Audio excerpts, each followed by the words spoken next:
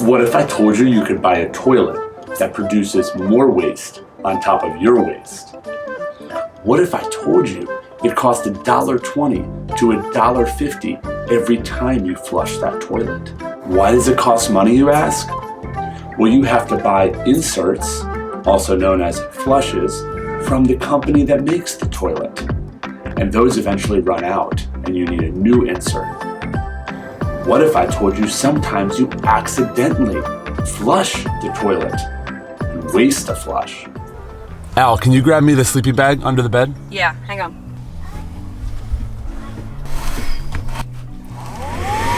Ah! Shoot! I just flushed the toilet by accident. That costs $1.50. You're not supposed to laugh there, Al.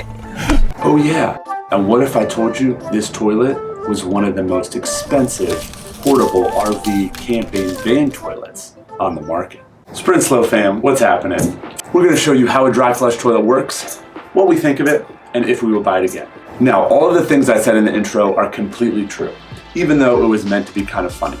We'll go over all the positives and negatives and how we feel about this solution for a toilet in our van after we go over how this thing works. Essentially what you have is a plastic mold of a toilet. Looks just like a toilet, shaped and molded just like a toilet, and actually in size comparison, exactly like a regular toilet. But here, my friends, is what makes this a little bit different than a traditional toilet.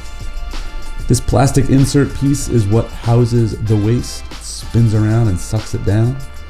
First thing to the setup is take a black plastic trash bag, which is included when you buy the flushes, and then wrap a rubber band piece around that, securing it to your plastic mold. Don't forget the rubber band piece, that's important. That square molded piece lines up in the bottom with the square piece that spins. Make sure that's locked into place. A little tucking of the bag around the edges, and then you take your flushes. Line up that cardboard piece in the bottom, fits right in there perfectly. Press down, push down on that space-esque tinfoil material. Place the seat on top, close the lid, and voila, you have your dry flush toilet. I mean, come on, it's just pretend. I have shorts on. The inserts, flushes, you have to have the flushes. All right, you got to have this for the toilet to work. But this is a lot. This is 3 of them, so 17 to 20 each gives you about 60 flushes if you're lucky. This is 1 of them, so yeah, not huge, made very well. You know, obviously, like we keep saying, not proud of the waste aspect of it. Not a huge footprint. Unless you live in a van, then it's a huge footprint. You can't just take 1, because it's not like you can pick these up at a gas station or Home Depot. Get into that in a little bit. But you have to travel with these, multiple of these, if you don't want to run out, and if you live on the road. Now that you understand the inner workings of a dry flush toilet, lucky for you, I'm going to show it to you in action.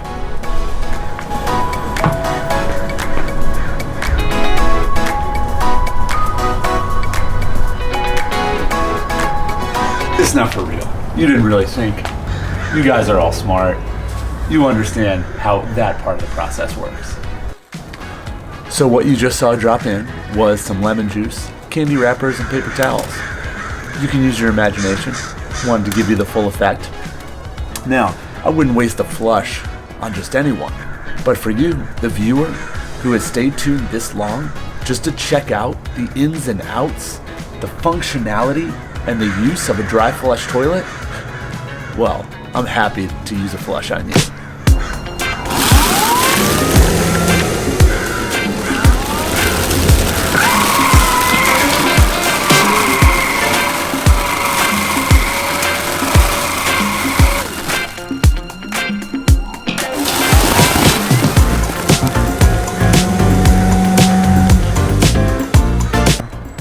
Hope you enjoyed that. That is how the dry flush actually works with the cartridge in it. Twists up the waste and then pulls it down to create that new space flush, however you want to look at it. so you are ready to go again. Wha-bam! Waste gone. Well, not really. It's in this plastic container that's still in your van that you're traveling with. So it's out of sight. Is it out of smell? We'll get to that later. Once you see that faint red line, you know you are out of flushes. Now you need to find a spot to dispose of this and clean the waste out of your vehicle or van, or in my case, all of my family's waste out of the van, which is actually a pretty clean process compared to a black water tank process. So you open the top up, first that comes off. You can just throw that right in the plastic trash bag. And then this just easily fits in here, and then you pull your waste out. And just like that, you have a bag of waste. Be responsible. Don't throw it in somebody's trash can. Use a dumpster, one that you're allowed to or supposed to use. Now, how does it charge? Does it hold a charge very well? Does it need to be plugged in? I'm gonna answer all those questions right now. Comes with this charger. You plug it in the back, just like so. And then you connect this into an outlet. So if you have an RV or a van, you need to make sure you have an inverter, make sure you have a regular 15 amp house plug that you can draw power from, because that's what gives it its juice. So it makes it spin, that's what pulls the waste down. It's actually nothing without this. So this is an important piece to it. Now the good news is, this battery charger is not intended to be used as a float charger. Charge battery for 1 to 2 hours as needed. 1 to 2 hours of a charge has lasted us, wait for it, 3 months on the road. Now take into account, we are not using this every day, 3 or 4 times a day.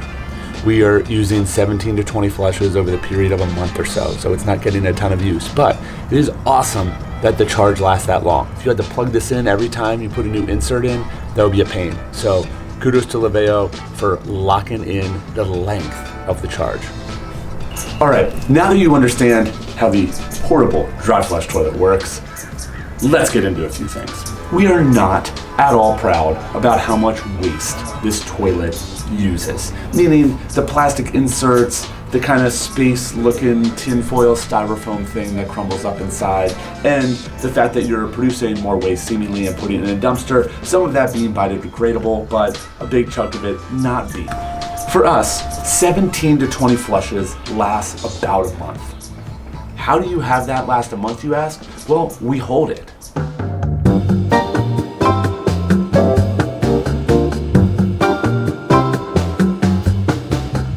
Just kidding. As a family, we're not holding it. We use this toilet as an emergency toilet that will help us in situations like a Walmart or a Cracker Barrel parking lot. Maybe a friend's driveway that we don't want to go inside and disturb. And there's not wilderness, so this serves us for that purpose. In the end though, we would not recommend this product. Produces a lot of waste. It costs $800, takes up a fair amount of real estate, and we do accidentally flush it sometimes. The worst part though is getting the inserts for the toilet. Customer service at this company really doesn't exist. I've left voicemails, sent emails, called multiple times with no response back. The hard part about that for us is we live on the road, so we have to try to queue up with a friend that we know close by to get these delivered to them, because you can only direct order them through their website in order to have them for the van. Then we're stuck with carrying this bag of flushes around, which also takes up more real estate. So it starts to defeat the whole purpose of us having this to live in a van with.